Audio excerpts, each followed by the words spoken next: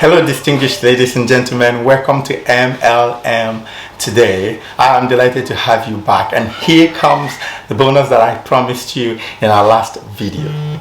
But then, to fully understand this video, I need you to watch these other three videos down here in green thumbnails. And why is that?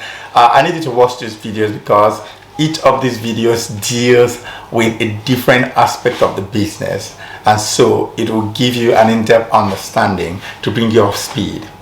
Now remember to subscribe by smashing the subscription button below and turn on your notifications so that you'll be the first to know whenever we post new and valuable content.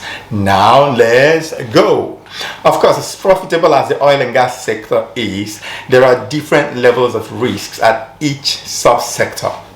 But I will not delve into these risks because it will make this video too long.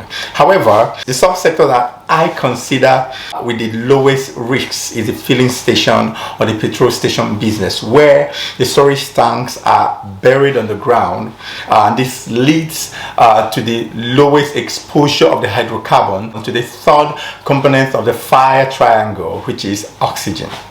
Now, does it mean that petrol stations cannot catch fire? Surely they can, but if you follow simple safety practices like the no smoking enforcement and turning off engines while dispersing into these automobiles, you're most likely going to avoid fires.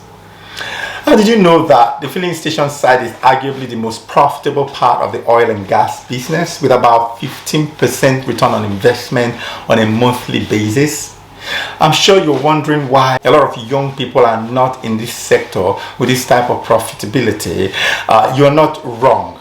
Actually, they can't be there at this point because it is capital intensive. But hey, the good news is that in this video, I'll be giving you a secret that can solve 80% of the money problems in this sector.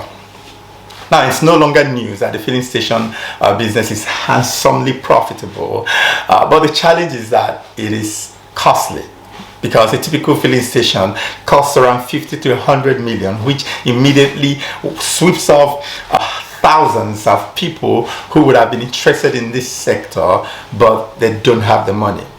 But what if? Just what if you can own a station with about 1 to 5 million naira? Wouldn't that be good? I bet you that would be nice, and that's exactly what I'll be showing you here right now. But before then, did you know that there are a lot of people and companies who are giving out their filling stations for lease? You might be wondering, why on earth would someone give out their precious filling station for lease if it's as profitable as I have talked here? You are definitely right. But the thing is that just because this business is profitable doesn't mean that everyone in it is making profit. No.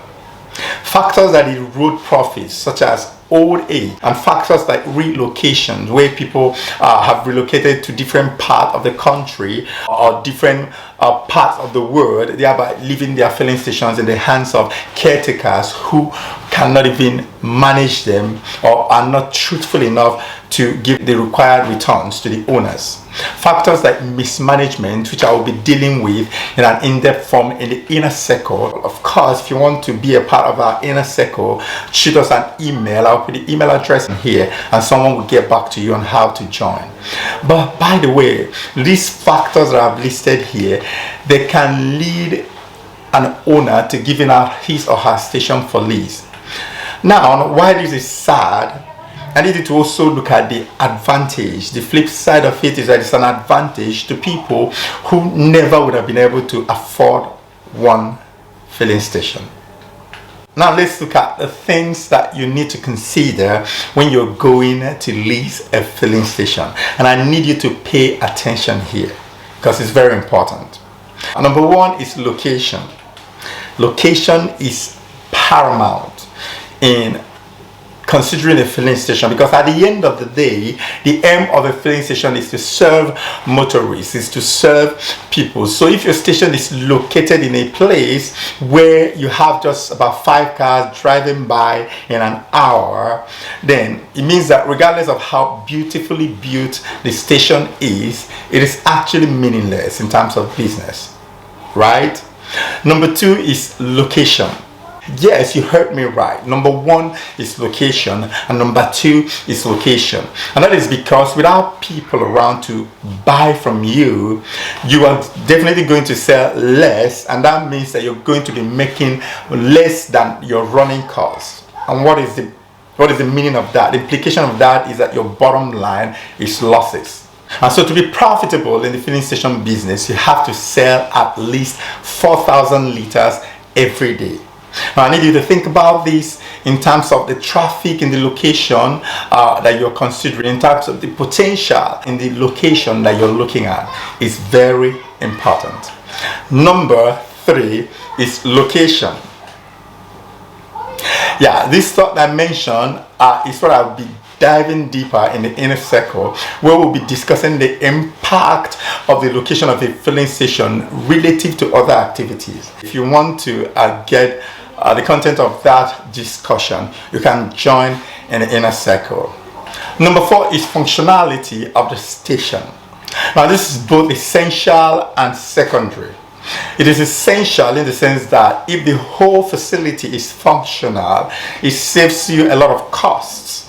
The monies you would have spent on buying a fuel dispensing pump, generators, and all what have you, those are automatically monies that you have saved. However, I consider this secondary because it is not the most important thing to consider when going for a filling station lease.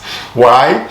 It's not the most important thing because if you have a filling station whose all facilities are functional but in a wrong location, it automatically makes that factor unuseful, right?